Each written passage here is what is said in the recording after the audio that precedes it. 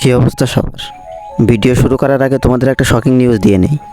Badge 99 FF ভাইয়ের ভয়াবহ accident হয়েছে।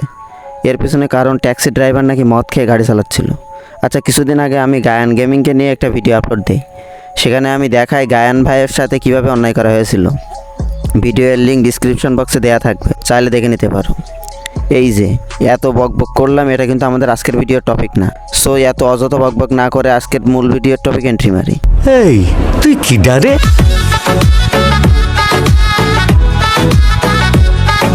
আসসালামু আলাইকুম। তো কী অবস্থা সবার অ্যান্ড কেমন আছো তোমরা? বরাবরের মতো নতুন ভিডিওতে হাজির হলাম আমরা। তোমরা এতদিনে free Palestine, boycott, Israeli product ইত্যাদি আন্দোলনের কথা একবার হলেও শুনে নিশ্চয়ই। কিন্তু কোকা কোলা বয়কট নিয়ে যেন একটু বেশি বাড়াবাড়ি চলতেছে, তাই ভাবলাম এই টপিক একটু কথা না বললেই নয়। তোমরা এতদিনে ব্যাচেলার পয়েন্ট নাটককে ঘিরে কোকা কোলার অ্যাড নিয়ে যে কেলেঙ্কারি ঘটেছে তা দেখেছো নিশ্চয়ই। আরে মিয়ারা, কোক মোটেও ওই জায়গার না। আর ফিলিস্তিনে তো কোকের ফ্যাক্টরি আছে। কোকে একটা ঢোক দেন, তারপর একটা সার্চ দেন। বর্তমানে কোকা কোলা বয়কট এর নামে বিভিন্ন ইউটিউবার, ফেসবুক কন্টেন্ট ক্রিয়েটর, এমনকি টিকটকাররা পর্যন্ত কোকা কোলা দিয়ে টয়লেট পরিষ্কার করছে, জুতা পরিষ্কার করছে, এমনকি রাস্তার লেডি কুত্তাকে পর্যন্ত কোকা কোলা খাওয়াচ্ছে। তো এসব নিয়ে বাংলাদেশের অন্যতম একজন জনপ্রিয় রোস্টার আই সজীব ভাই একটি ভিডিও নিয়ে আসে। সেখানে সজীব ভাই দাবি করেন যে হ্যাঁ, তারা হয়তো কোকা কোলা পছন্দ করে না, কিন্তু ভিডিও করতে হলেও তারা তো কোকা কোলা কিনতেছে, যেটা তাদের অনুচিত। আমি সজীব ভাইয়ের কথার সাথে একটু হলেও দ্বিমত পোষণ করব। আমি আমার মতো করে বিষয়টা ব্যাখ্যা করার চেষ্টা করছি। জানি না সজীব ভাই ভিডিওটা আপনার কাছে পৌঁছাবে কিনা। পৌঁছলে একটু রেসপন্স করেন প্লিজ। এখন কথা হচ্ছে, যারা এই কোকাকোলা নিয়ে ফান করেই হোক আর ফিলিস্তিনকে সাপোর্ট করেই হোক ভিডিও বানাচ্ছে, তাদের প্রত্যেকেরই হিউজ পরিমাণ ফ্যান ফলোয়ার রয়েছে। আচ্ছা, প্রত্যেক ক্রিয়েটরদের থাকে এমন কিছু অন্ধভক্ত, এরা এমনই ভক্ত হয়ে থাকে যে এরা নিজেদের বাপ মায়ের কথা না শুনলেও নিজেদের পছন্দের ক্রিয়েটরের কথা শুনবে। অ্যাজ এ রোস্টার হিসাবে আই হোপ আপনারও এমন ভক্তের সংখ্যা কম নয়। এখন আসে আসল কথায়। যেহেতু এসব ক্রিয়েটরদের হিউজ লেভেলের ফ্যান ফলোয়ার আছে, আর তারা যদি এদের কথা মেনে থাকে, তবে এরা এদের ফ্যান ফলোয়ারদের সামনে কোকাকোলাটাকে উপস্থাপন করতেছে খারাপ হিসাবে। এখন একটা বোতল কিনে তাতে যদি 1000টা বোতল কেনা থেকে রাখা যায়, তবে আমার কাছে বিষয়টা অতটাও খারাপ ঠেকতেছে না। আচ্ছা, এবার এসে একটু ভিন্ন টপিকে। ইসরায়েলি পণ্য বয়কটের নামে শুধু কোকাকোলা নিয়ে কেলেঙ্কারি চলতেছে। আর কি কোনো পণ্য ইসরায়েলি নয়? শুধু কোকাকোলাই কেন? ইসরায়েলি কোল্ড ড্রিঙ্কস যদি বন্ধ করতে হয়, তবে কোনগুলো বর্জন করব আর কোনগুলো ব্যবহার করব? অ্যাজ এ মুসলিম হিসাবে বিষয়টা তোমাদেরও জানা অত্যন্ত জরুরি, তাই ভিডিওটা স্কিপ না করে মন দিয়ে দেখো। আচ্ছা, কোকাকোলা তো ইসরায়েলি পণ্য, এখন এটা তো কারো জানার ঊর্ধ্বে নয়।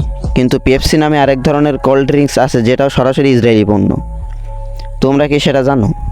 আচ্ছা, বাংলাদেশি অনেক পণ্যের মধ্যে ইসরায়েলি শেয়ার রয়েছে, তোমরা কি সেটাও জানো? আমার হাতে গাইস একটা স্প্রাইটের বোতল রয়েছে। স্প্রাইটকে তো আমরা বাংলাদেশি পণ্য হিসেবে সবাই চিনি, কিন্তু স্প্রাইটের বোতলের গায়ে এই লেখাটি পড়ো, কোকাকোলা কোম্পানির মানসম্পন্ন একটি পণ্য।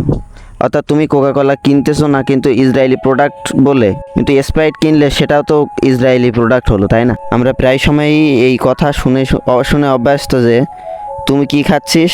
আরসি খাচ্ছি। তুই কি কিনতেছিস? আরসি কিনতেছি। কিন্তু তোমরা কি জানো এই আরসি আসলে কি? আসলে আমরা যাকে আরসি বলে চিনি বা জেনে থাকি, তার আসল বাংলা নাম হলো কোমল পানীয়, আর ইংরেজি নাম হলো কোল্ড ড্রিঙ্কস বা সফট ড্রিঙ্কস। তো প্রশ্ন হলো, তাহলে আমরা এই কোমল পানীয়কে আরসি নামে কেন ডাকি? তার উত্তরটা রয়েছে এখানেই গাইস। এখানে আমার হাতে আরেকটি বোতল রয়েছে, দেখো, আপারটেন নামে। বোতলের ওপরের কোনায় যে লোগোটা দেখতে পাচ্ছ, আর-সি, এই লোগোটাই আমরা আরসি নামে চিনি। আর এই আরসি শব্দটা প্রয়োগ করতে করতে সকলের কোল্ড ড্রিঙ্কস এর নাম আমরা আরসি বানিয়ে ফেলেছি। তোমরা কি জানো এই আরসি আসলে কি? আরসি এর মানে হচ্ছে রয়্যাল ক্রাউন কোলা ইন্টারন্যাশনাল লিমিটেড এর কোম্পানি। যদিও কোম্পানিটা আমেরিকান, তবে কোম্পানির মালিকানা ইহুদিদের হাতে। সুতরাং আলটিমেটলি তুমি যদি আরসি গ্রুপের কোনো প্রোডাক্ট খাও, তবে আলটিমেটলি তুমি ইসরায়েলি পণ্যই খাচ্ছ। আচ্ছা, এতক্ষণ তো বললাম কোন কোন পণ্য খাওয়া যাবে না, এখন বলি তাহলে কোন কোন পণ্য খাবে। গাইস, আমার হাতে রয়েছে আরেকটি কোল্ড ড্রিঙ্কস এর বোতল, পণ্যের নাম মোজো। এই পণ্যের একটা বিষয় সাহিত্য এই যে বাংলাদেশের একমাত্র কোম্পানি যেটা শুধুমাত্র ইসরায়েলি পণ্য বয়কট করছে না, বরং নিজেদের ইনকামের একটি অংশ ফিলিস্তিনকে ডোনেট করতেছে। মোজো আসলে আকিস গ্রুপের একটি পণ্য, আকিস food and beverage limited AFBL এর একটি পণ্য। পণ্যটি পুরোপুরি বাংলাদেশি আর ফিলিস্তিনিদের সহযোগিতা করতেছে। আকিস গ্রুপের আরও একটি পণ্য আছে, আর তা হলো ক্লেমন। তাই তোমরা ক্লেমনও যত খুশি ব্যবহার করতে পারো। এছাড়া স্পিড টাইগারের সাথে ইসরায়েলি কোনো যোগাযোগ নেই। তো আজকের মতো এই পর্যন্তই। ভিডিওটা ভালো লাগলে লাইক, কমেন্ট, শেয়ার আর চ্যানেলটাকে সাবস্ক্রাইব করো। আল্লাহ হাফেজ।